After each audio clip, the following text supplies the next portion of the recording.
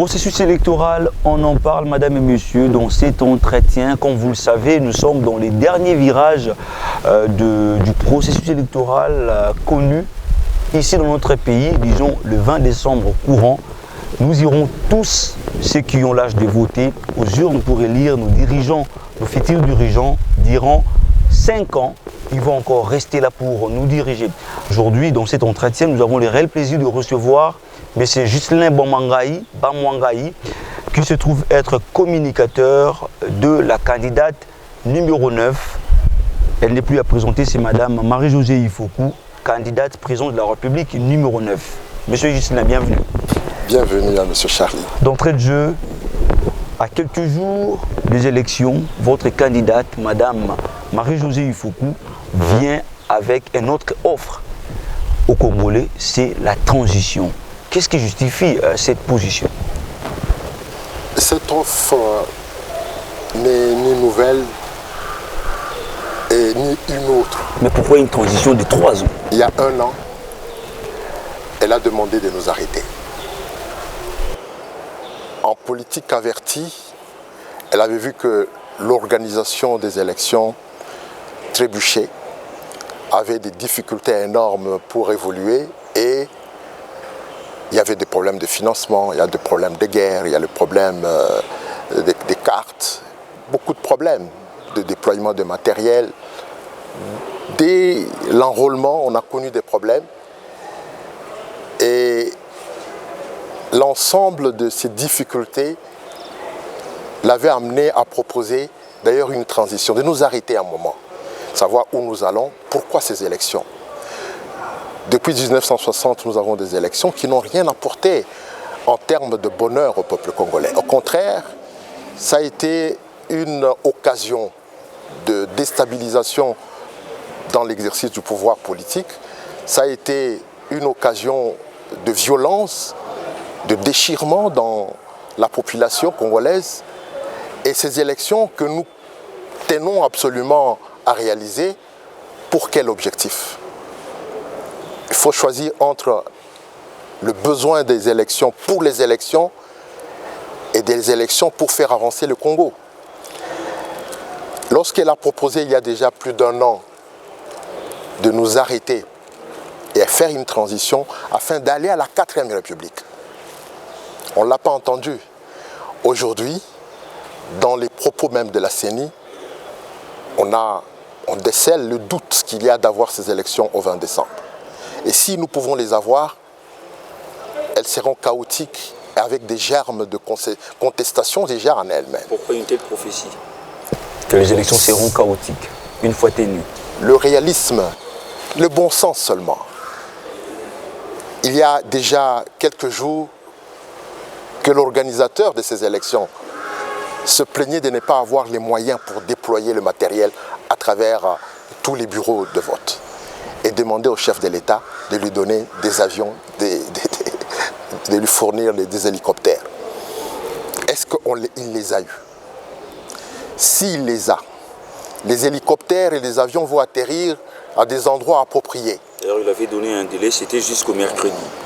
Il faudra déployer ces matériels de ces lieux-là vers les autres centres ou bureaux de vote où l'hélicoptère et l'avion ne peuvent pas atterrir.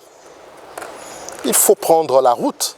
Nous sommes dans une période pluvieuse et aujourd'hui, l'état de nos routes, nos infrastructures ne nous permettent pas de nous donner le luxe de croire qu'en 1 semaine, on va déployer sur l'ensemble du territoire. Il y a des endroits où on ne sait pas accéder parce que le pouvoir central n'a pas le contrôle de ces territoires. Il faut collaborer avec ceux qui les tiennent. C'est juste le bon sens.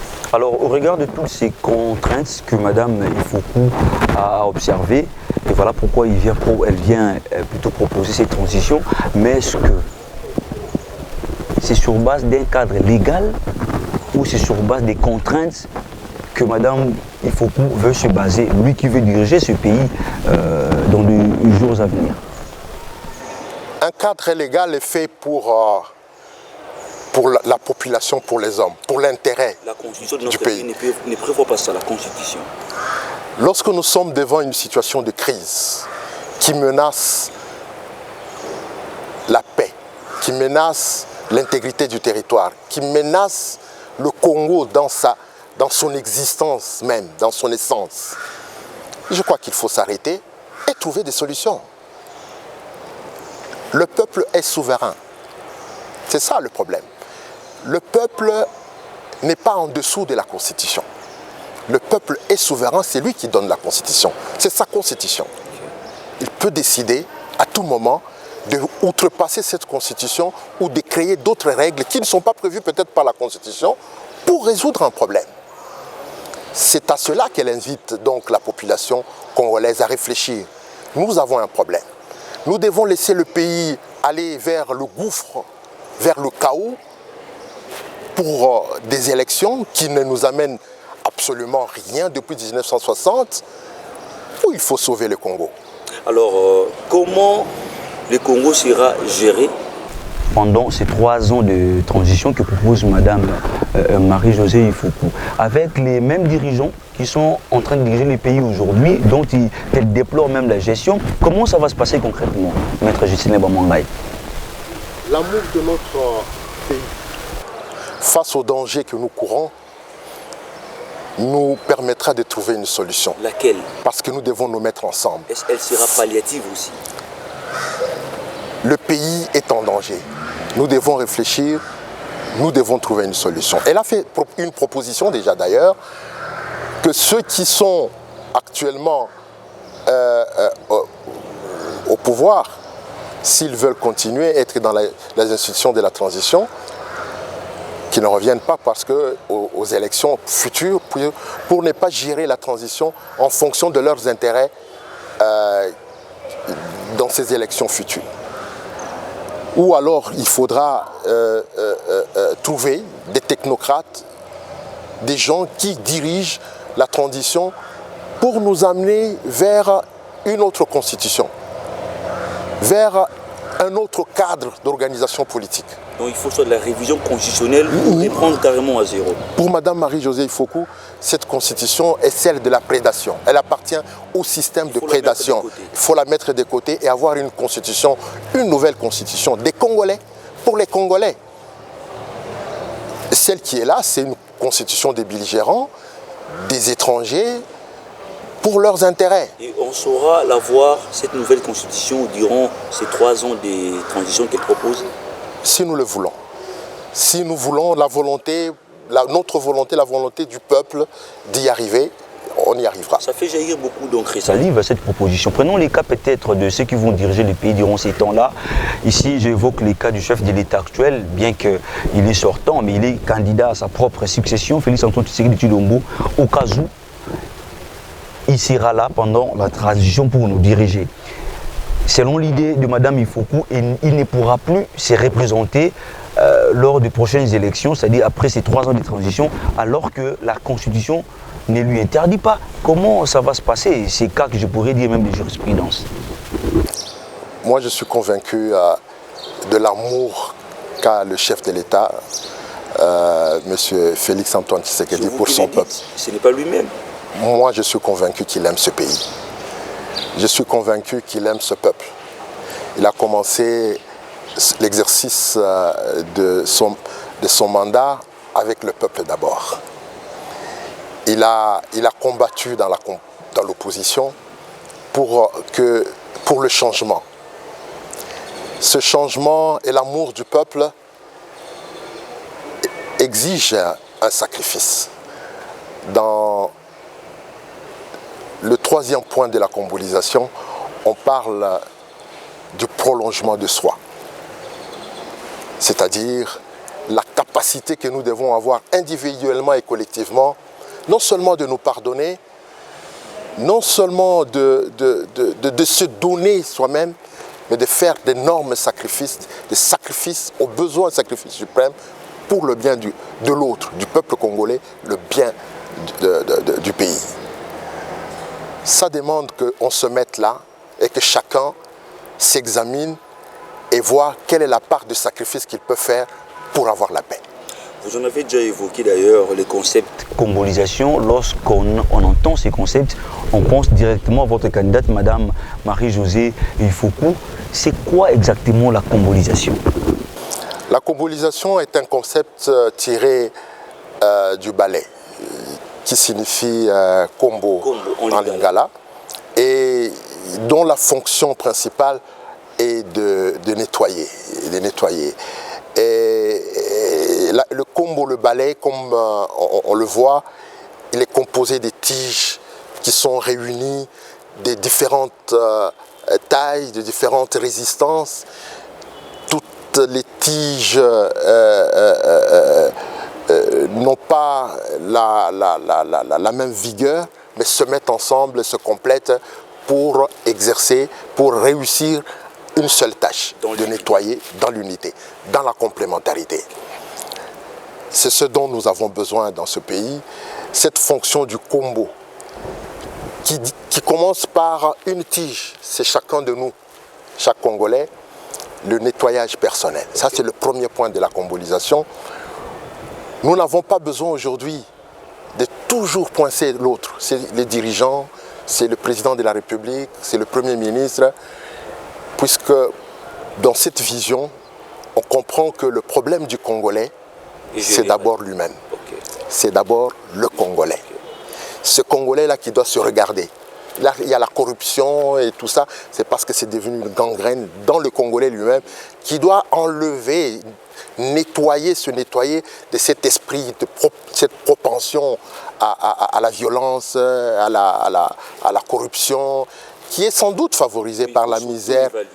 Il faut s'auto-évaluer, se regarder soi-même, rentrer en soi. Ça, c'est le tout premier point. Le deuxième point, c'est lorsqu'on s'est nettoyé, on s'est converti aux valeurs républicaines, aux valeurs de construction de la nation, aux valeurs d'amour pour son peuple, pour son pays. On peut conscientiser les autres.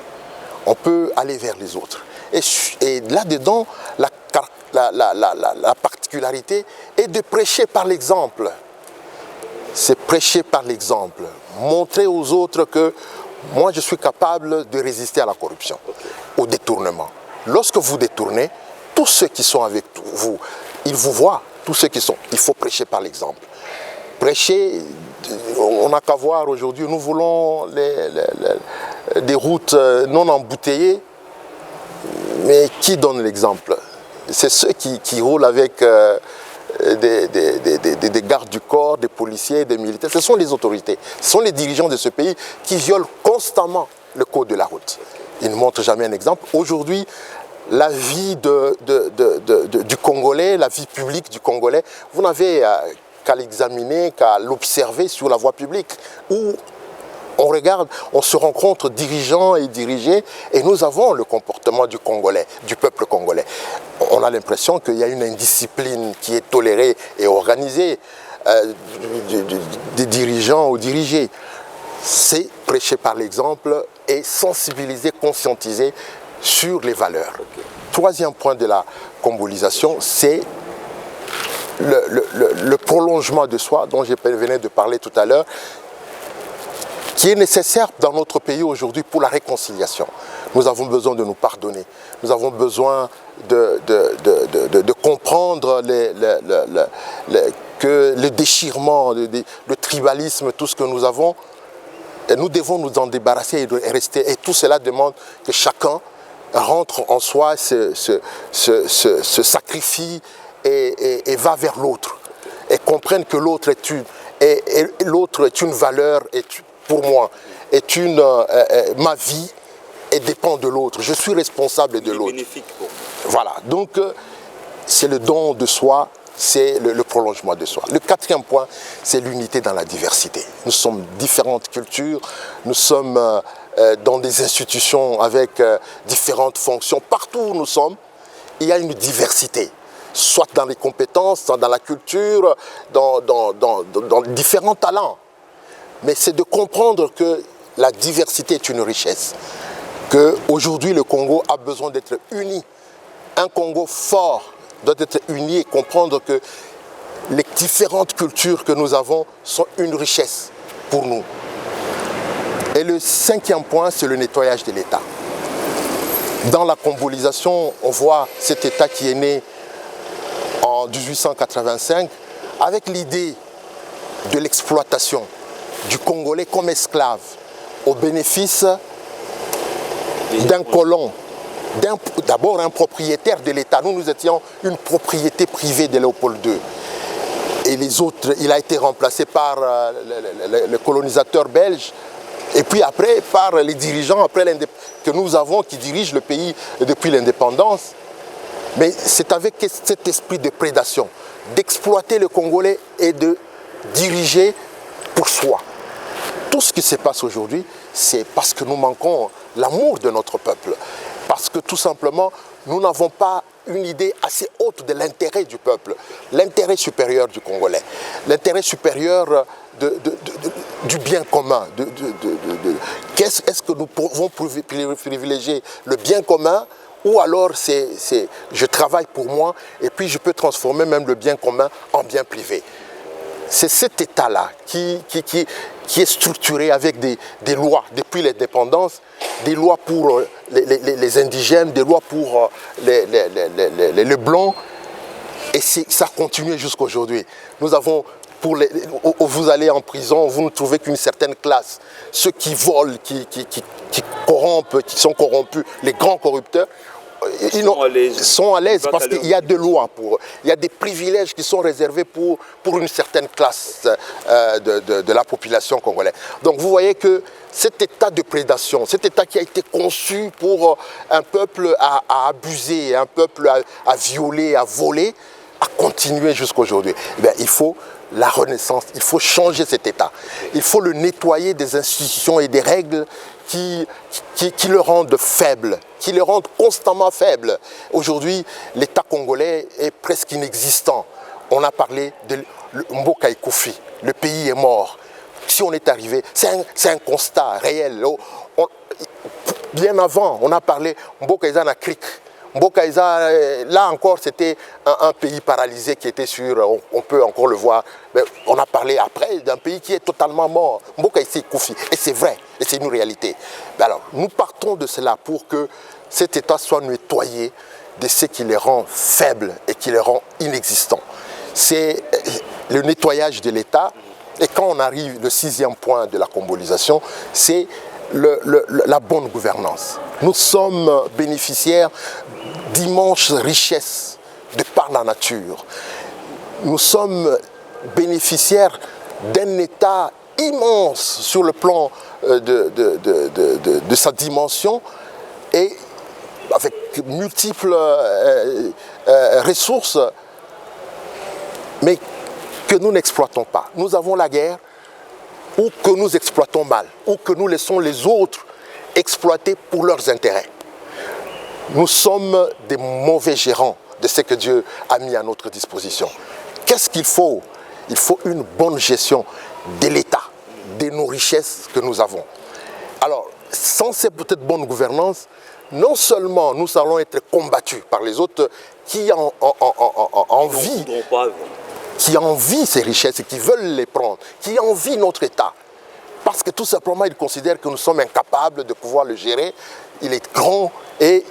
Alors, il faudra que le peuple congolais se dote de la capacité de bien gouverner l'immense pays que nous avons avec ses richesses. Et le dernier point de la combolisation, c'est le septième, c'est la renaissance de la République.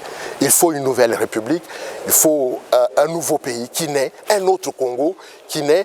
De tout ce processus, c'est un état d'esprit, mais c'est aussi un processus qui va continuer. La renaissance de l'État, c'est-à-dire on fait une autre République des valeurs, puisque l'État que nous avons aujourd'hui est imbibé dans les antivaleurs et aujourd'hui pour un pays qui a tout ce qu'il a comme richesse, mais qui vit dans la pauvreté, qui vit dans la misère noire. Mais c'est incroyable. Nous sommes quel genre de gérants, nous sommes quel genre de peuple assis sur des richesses et nous sommes incapables d'assurer le minimum pour le peuple congolais. Avoir de bonnes routes, avoir un peuple en bonne santé, bien nourrir ce peuple congolais. Et ça, c'est depuis très longtemps. Depuis que nous avons même l'indépendance, nous avons été capables, nous sommes dans les guerres. Voilà, nous avons besoin d'une nouvelle république. Eh bien, ça, c'est non seulement un état d'esprit, mais c'est aussi tout un processus qui devra continuer. Voilà. Merci beaucoup, Monsieur Ghislain Bamangaï, de nous expliciter voilà, les concepts combolisation prônés par votre candidate, Madame Marie-Josée Ifoukou. Mais aujourd'hui, vous, avec Madame Marie-Josée Ifoukou, vous cherchez une sorte de rupture du système de prédation en République démocratique du Congo, un système qui existe depuis Belle Lurette. C'est vraiment un combat. Alors, comment comptez-vous s'y prendre? D'abord, c'est par la sensibilisation et l'éducation du peuple. Parce que le système est entretenu par les faiblesses qu'a le peuple. Aujourd'hui, nous sommes devenus un peuple presque dominable, colonisable, exploitable. Tout simplement.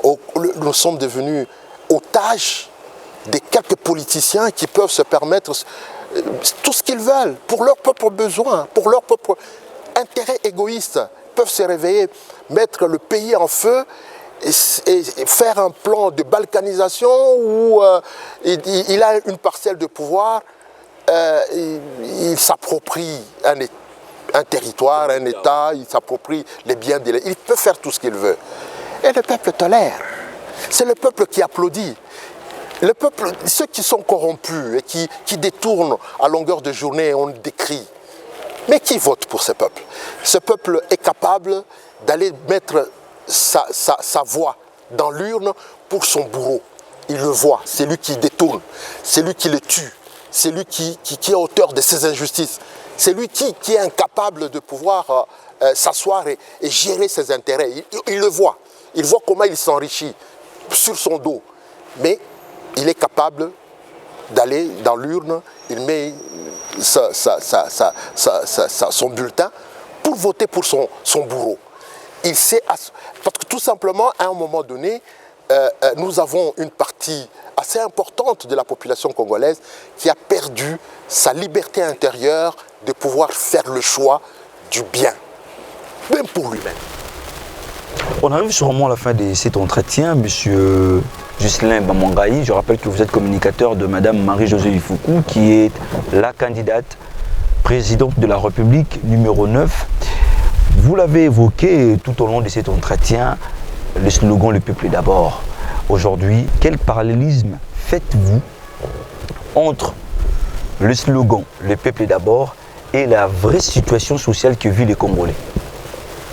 Le peuple d'abord, sans état d'âme, imprimé par le Sphinx, notre héros Étienne Tshisekedi Mulumba, a été rappelé au chef de l'État lorsqu'il a pris le pouvoir, le jour de son investiture, de la prestation des serments, le peuple d'abord, par son parti politique et la population qui était là, puisque la population s'est appropriée cette vision. Nous d'abord, notre intérêt.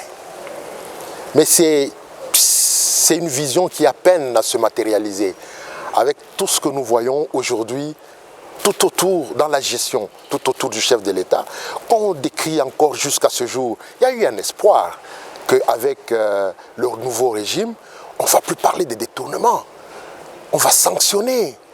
On se rappelle encore de Étienne Tshisekedi qui va devenir Premier ministre. Les gens viennent remettre le stylo, le véhicule qu'il a pris de soi-même. Une discipline de l'ordre, c'est-à-dire chacun rentre en soi, il fait son nettoyage personnel et prend la décision d'aller remettre à l'État ce qui ne lui appartient pas, qu'il a pris de manière illégale, frauduleuse. Ce n'est plus le cas aujourd'hui. Alors, on a qui tremble?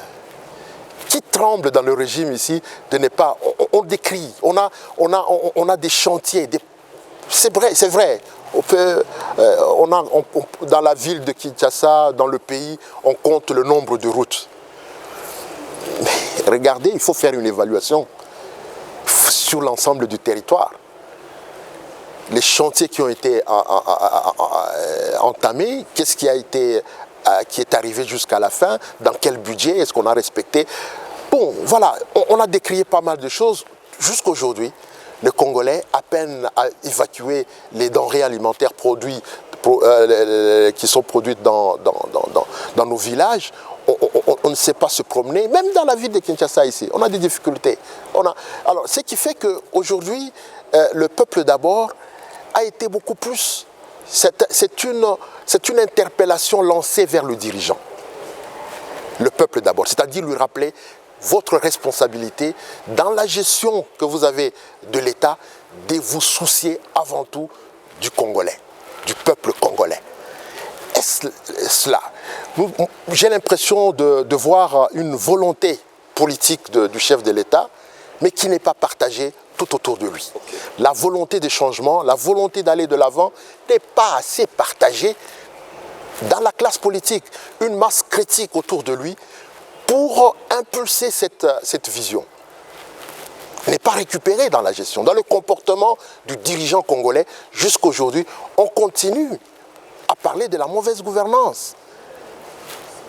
Qui pouvait croire que l'UDPS au pouvoir aujourd'hui serait un déni de la bonne gestion? Ça ne sera pas le cas avec Mme Ifoku. Mme Marie-Josée Ifoku a une histoire. Les gens qui l'observent dans son discours, dans la presse, ceux qui l'ont connue comme gouverneur, peuvent témoigner. Elle est intègre. Mais l'art a toujours été difficile. Il faut peut-être aller, vous êtes journaliste, aller promener votre micro là où elle a été, là où elle a travaillé, là où elle a été responsable. Elle a été directeur général d'une grande entreprise automobile ici, plusieurs d'ailleurs. Elle a été responsable. Aller là-bas, dans ses entreprises privées, aller poser des questions. À la Chouapa, là où elle a été à la tête de la province, aller poser des questions. C'est une femme intègre. C'est une femme qui a le souci des autres. On arrive sûrement à la fin de cet entretien, malgré sa proposition d'une transition de 3 ans. Jusqu'à preuve du contraire, la CENI n'a pas encore annoncé les reports des élections. Si les élections s'étaient nées le 20 décembre, pourquoi on va voter pour Marie-Josée Ifoku, candidate présidente de la République numéro 9? On va voter pour Madame Marie-Josée Ifoku parce que, effectivement, c'est l'occasion qu'on va lui donner de pouvoir réaliser son rêve d'une transition qui va d'un système de prédation vers le système des valeurs de la 4e République. Parce qu'elle l'avait toujours dit, elle au pouvoir, son mandat de 5 ans sera un mandat de transition. C'est une période d'arrêt, une période de réflexion, de remise en question des dirigeants de la classe politique et du peuple congolais. Arrêtez-nous un moment. Où nous allons? Qui nous sommes? Qu'est-ce que nous avons? Nous parlons des richesses, mais que nous ne maîtrisons pas. Où se trouve vraiment notre or? Quelle est la quantification? Nous avons des cours d'eau. Où elles sont exploitables? Est-ce que nous connaissons d'abord nos richesses? Nous en avons la maîtrise? La population, on n'en connaît pas le nombre. Les gens qui font des budgets, je vais faire un budget de 100 milliards de dollars, en fonction de quoi? Les paramètres, les ingrédients pour pouvoir constituer un bon budget, on ne les maîtrise pas. Ni la population, ni qu'est-ce qu'on a dans la caisse de l'État.